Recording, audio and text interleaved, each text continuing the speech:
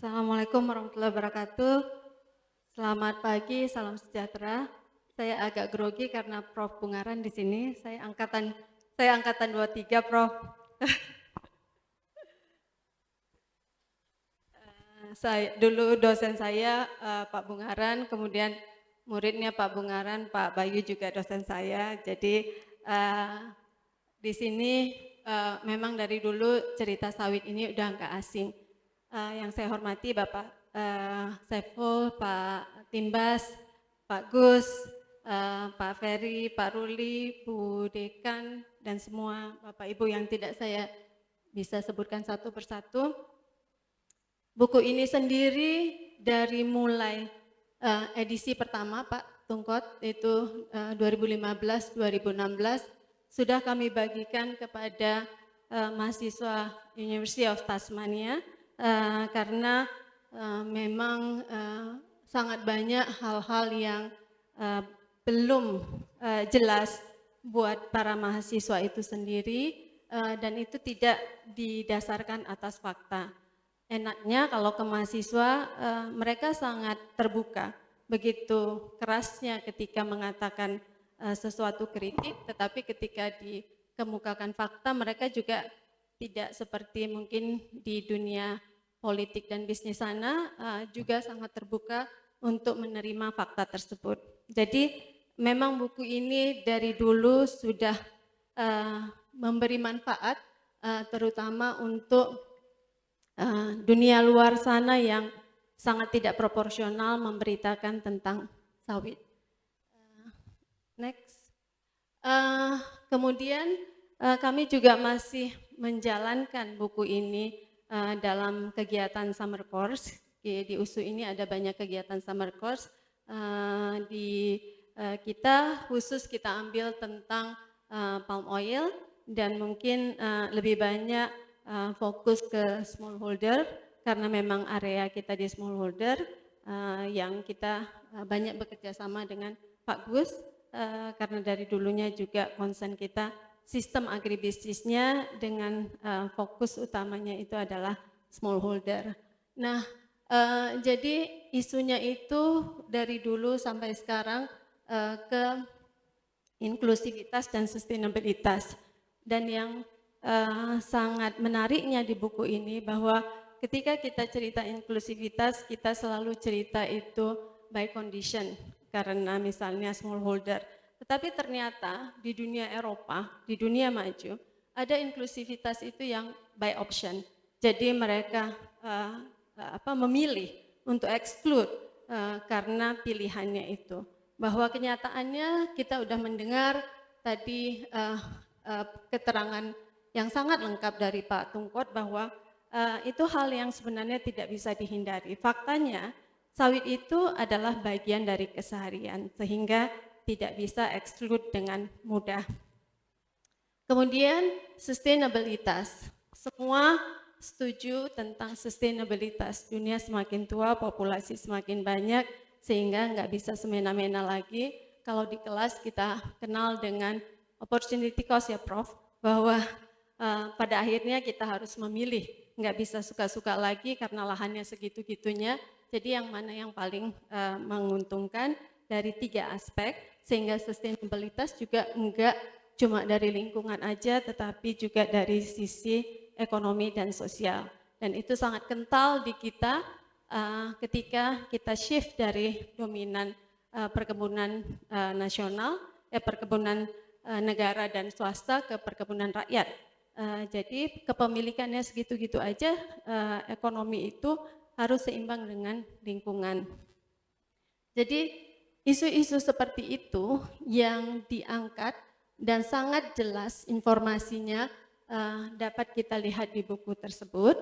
Nah, kemudian juga ada isu kesehatan dan lingkungan karena memang ketika kita berhadapan dengan pihak luar, 2 isu itu terus-menerus masih digembar-gemborkan.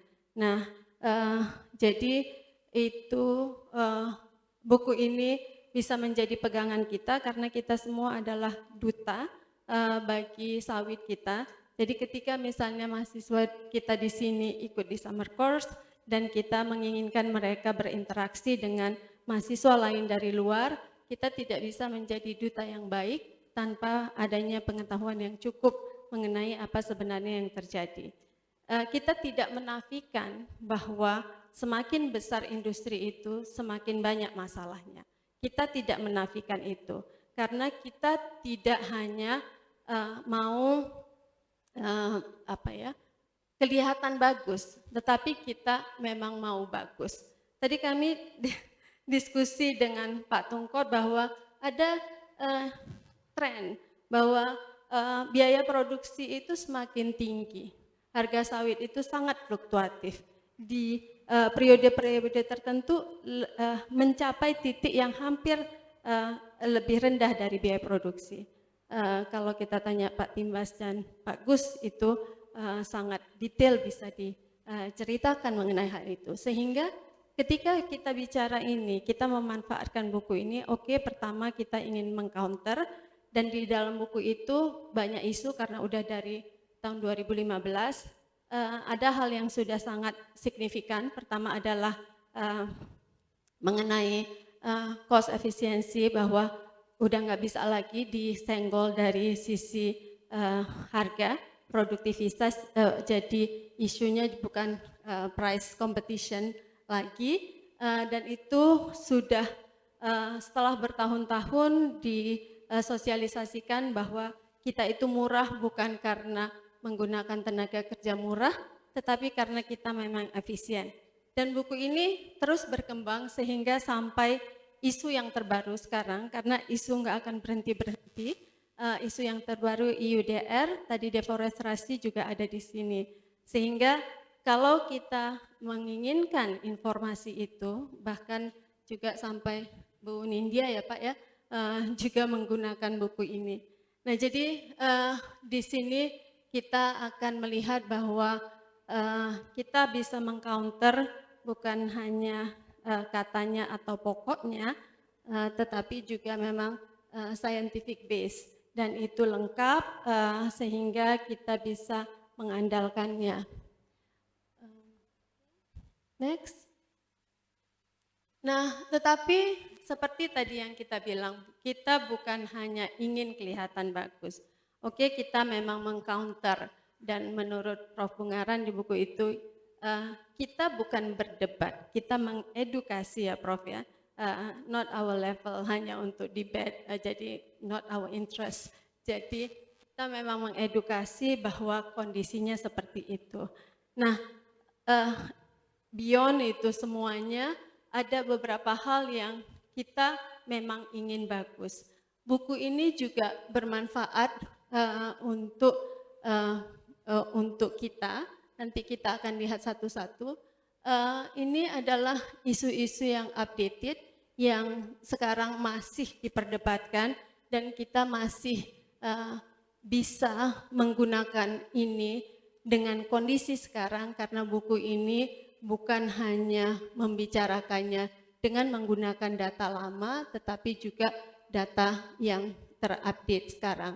Misal bahwa ternyata isu EUDR bukan hanya karena kita terus-menerus menebang hutan, karena ternyata dari data tahun 2020 sampai sekarang, apalagi Sumut, itu sangat level, hampir 0% rate untuk deforestasinya.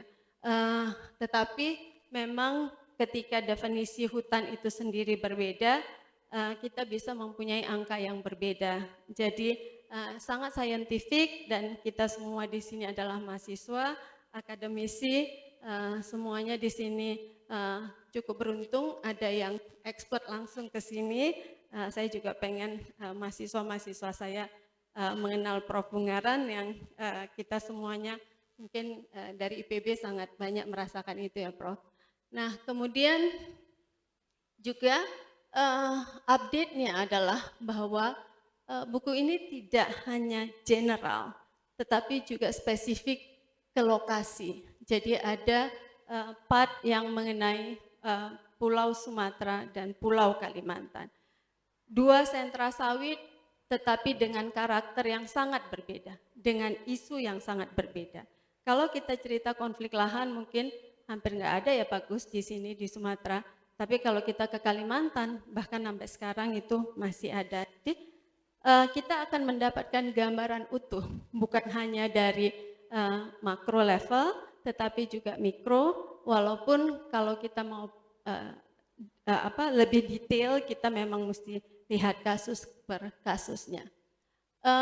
Kemudian untuk mempekerjakan anak, ini memang kadang-kadang bukan debat yang akademis ya Pak, karena belum ada data yang sebenarnya perlu di-counter, jadi lebih kepada benar-benar persepsi. Next. Oke, nah jadi seperti yang kita bilang tadi bahwa buku ini memang luar biasa, pegangan buat semua, bukan hanya diplomat yang langsung berhadapan dengan negara lain atau bisnismen yang berlangsung berhadapan dengan kompetitor, tetapi juga buat kita-kita di sini. Nah, jadi kita bisa menggunakannya sebagai hasil akhir atau juga hasil yang mau kita eksplor lebih lanjut. Hanya saja karena seperti yang dibuka Pak Tungkot, kita itu enggak mengenal Pak Tungkot udah dipasti 20 tahun dan sangat konsisten. Dan kita semuanya dengan passion yang sama, cinta yang sama terhadap sawit, sehingga kita setuju bahwa membantah mitos akan sukses kepada kompetitor kita, pelaku di dunia luar sana. Tetapi di luar itu kita juga bisa mendapatkan 5 menit lagi ya Bu. Mendapatkan pemahaman yang benar sehingga masalah mendasar dapat diatasi dengan baik. Kita next. Yang pertama ada beberapa catatan bahwa di mitos 311 tepatnya, kita semua mungkin bisa lihat nanti bukunya, pendapatan petani sawit lebih rendah dibandingkan dengan pendapatan petani non sawit. Secara makro kita semua dengan mudah bisa membantah itu. Tetapi kalau kita pergi ke lapangan, karena dari pengalaman kami bertahun-tahun, sekitar 2000-an petani, variasinya itu sangat banyak. Variasinya banyak, kita tanya Pak Gus aja, anggotanya aja ada yang punya 50 hektar, ada yang 0,5 hektar ya Pak Gus. Ada yang umur tanamannya sama, tetapi penggunaan pupuknya itu sangat berbeda. Nah, hal itu menyebabkan bahwa pendapatan juga sangat berbeda. Nah, jadi mungkin itu yang perlu kita atasi supaya bahwa kita tidak hanya ingin sawit itu secara industri baik, tetapi secara individu pelakunya juga baik. Nah, kemudian ketika kita setuju bahwa petani sawit itu yang paling sejahtera dibandingkan petani lain, kita mesti juga melihat bahwa seharusnya kesejahteraan itu diikuti oleh kemandirian yang tinggi. Namun belum semua mendapati itu karena terutama sawit itu adalah tanaman jangka panjang. Tidak mudah untuk menjadi pelaku dengan manajemen yang profesional seperti di perusahaan untuk jangka panjang. Nah, jadi itu juga perlu mendapat perhatian. Next. Ada lagi bahwa mitos 314. Industri sawit Indonesia hanya mengekspor bahan mentah. Pasti kita nggak setuju itu kalau kriteria mentah itu adalah misalnya refine CPO. Kita enggak lagi CPO.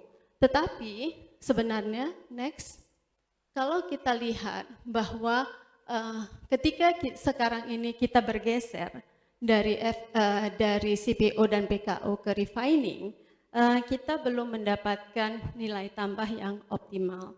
Nah, kita pengennya sebenarnya kita benar-benar di downstream. Nah, itu sendiri kalau kita lihat dari komposisi ekspor berdasarkan HS-nya, memang kita belum sangat banyak. kita memang masih membutuhkan itu dan memang sekarang masih terus program-program menuju ke sana.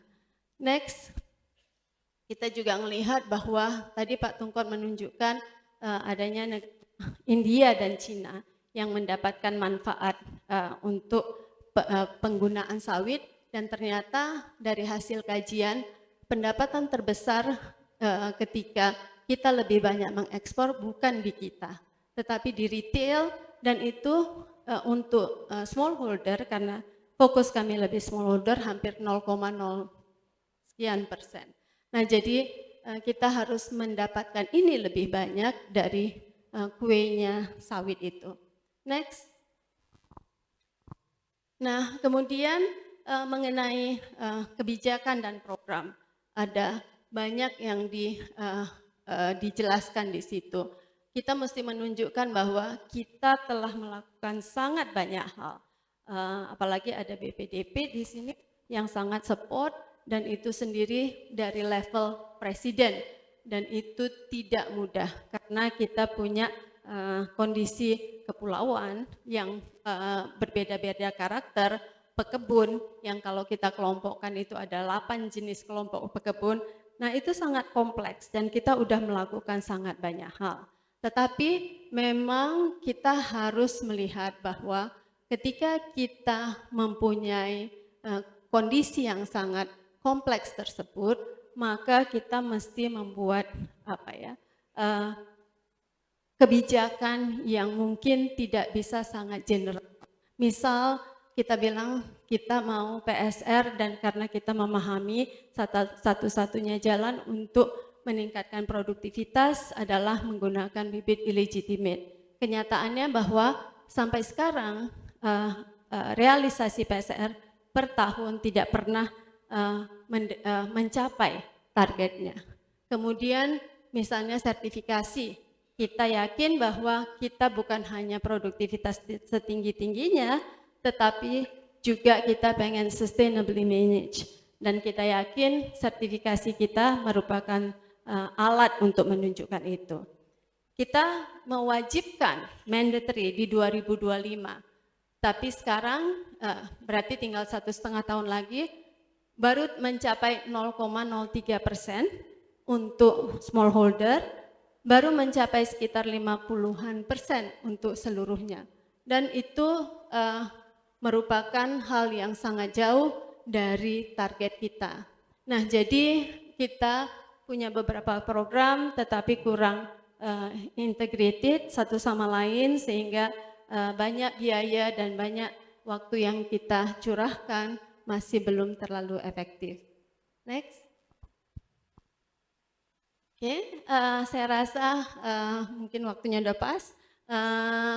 Terima kasih banyak Pak Tungkot, terima kasih banyak Paspi sudah dilibatkan. Terima kasih Pak udah dilibatkan dalam forum ini. Mudah-mudahan ini menjadi forum diskusi bagi kita semua untuk sawit Indonesia yang lebih sustainable. Terima kasih. Assalamualaikum warahmatullahi wabarakatuh. Selamat pagi. Terima kasih Bu Diana. Jadi ada beberapa hal yang kita